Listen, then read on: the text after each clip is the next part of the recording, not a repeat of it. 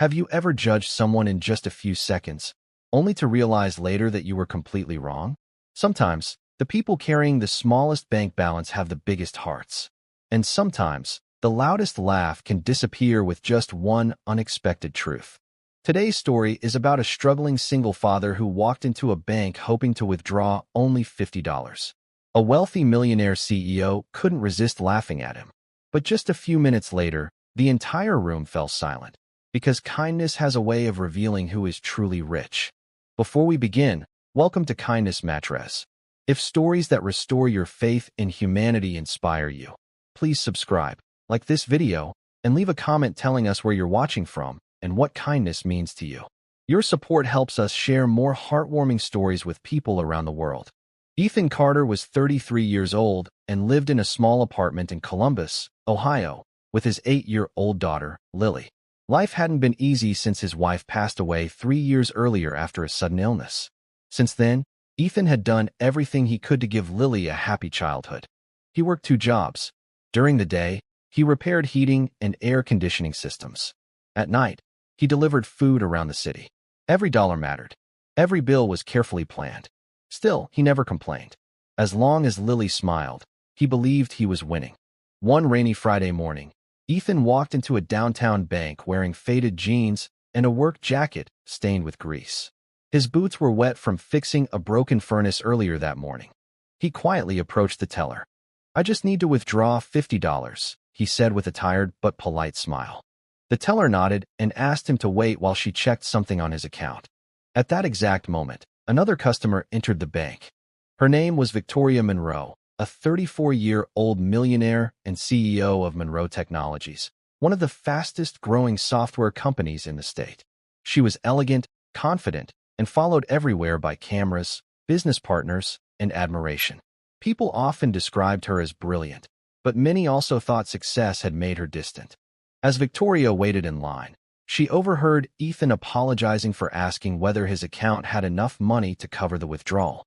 He quietly said, "I just need $50 until my paycheck clears tomorrow." Victoria looked at her assistant and let out a soft laugh. "Imagine worrying over $50, she whispered. "Some people never learn how to get ahead." A few people nearby smiled awkwardly. Ethan heard every word. His face turned red, but instead of responding, he simply looked down at the floor. Pride wanted him to speak. Humility told him to stay quiet. The teller finally returned. "I'm sorry, Mr. Carter," she said. "There's a temporary hold on your latest deposit. It'll probably clear tomorrow morning." Ethan sighed. "It's okay," he answered. "Thank you anyway." He turned toward the exit, wondering how he would buy Lily's asthma medication that afternoon. Just then, an elderly man near the entrance suddenly collapsed. His shopping bags fell across the floor. People gasped. Several customers stepped backward. Victoria froze. Without thinking twice, Ethan rushed across the lobby. He knelt beside the man, checked his breathing, and immediately called for someone to dial 911. Years earlier, Ethan had completed emergency first aid training through his HVAC company. He remembered every step. He calmly spoke to the frightened man, kept him comfortable, and monitored his breathing until paramedics arrived. The entire bank watched in silence. Victoria watched too. For the first time that morning, she wasn't looking at Ethan's worn clothes. She was looking at his courage. The paramedics later confirmed that Ethan's quick actions had prevented the situation from becoming far worse. As everyone slowly returned inside, Victoria couldn't stop thinking about what she had just witnessed. She walked toward Ethan. "I'm sorry," she said quietly. Ethan looked surprised.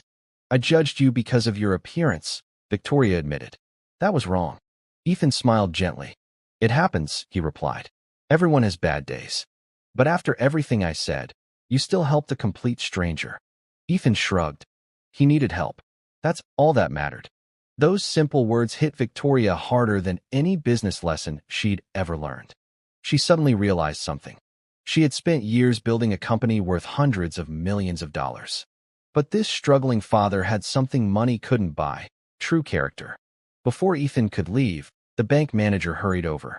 "Mr. Carter," he said, "we've confirmed the deposit hold was caused by a system error. Your funds are available now." Relieved, Ethan withdrew his $50. He smiled with gratitude as if he had just received a fortune. Victoria couldn't believe it. To Ethan, $50 wasn't just money. It was medicine for his daughter. It was dinner for the weekend. It was peace of mind. That evening, Victoria couldn't stop thinking about the man she had laughed at. She asked her assistant to learn more about Ethan. She discovered he had never missed a child support payment before becoming a widower, volunteered at his local community center whenever possible, and often repaired elderly neighbors' heating systems for free. No newspaper had ever written about him. He never posted about his good deeds online. He simply believed kindness wasn't something you advertised. It was something you lived. A week later, Ethan received an unexpected phone call. Victoria invited him to Monroe Technologies. Confused but curious, he accepted. When he arrived, Victoria greeted him personally. She apologized once again. Then she explained that her company had started a community outreach program helping working parents. She wanted Ethan to become the program's operations coordinator because she believed leadership wasn't about expensive suits or impressive resumes. It was about compassion. The position offered flexible hours, excellent benefits, and nearly triple his previous income. Ethan was speechless. "Why me?" he finally asked. Victoria smiled. "Because you reminded me what real success looks like." Months passed. Ethan finally had evenings free to help Lily with homework. They ate dinner together almost every night. Lily's health improved because she never had to miss her medication again. Meanwhile, Victoria changed too. She visited community centers, listened to employees more closely, and encouraged acts of kindness throughout her company. The culture of Monroe Technologies slowly transformed. One quiet afternoon, Victoria visited Ethan's office. "I used to think wealth meant never worrying about $50, she admitted. Ethan smiled. "And now?" She looked out the window before answering. "Now I know real wealth is becoming the kind of person others can count on when life gets hard. Sometimes life gives us only $50. Sometimes it gives us millions. But neither amount defines our worth. Our kindness does. So the next time you meet someone, remember that every person is fighting a battle you may never see. A little respect, a little patience, and one small act of kindness can completely change someone's life, and maybe even your own." Thank you for spending these moments with Kindness Mattress. If this story touched your heart, share it with someone who believes kindness still exists. Until next time, keep choosing compassion, keep lifting others, and remember, the richest people in the world are often those whose hearts are full of kindness.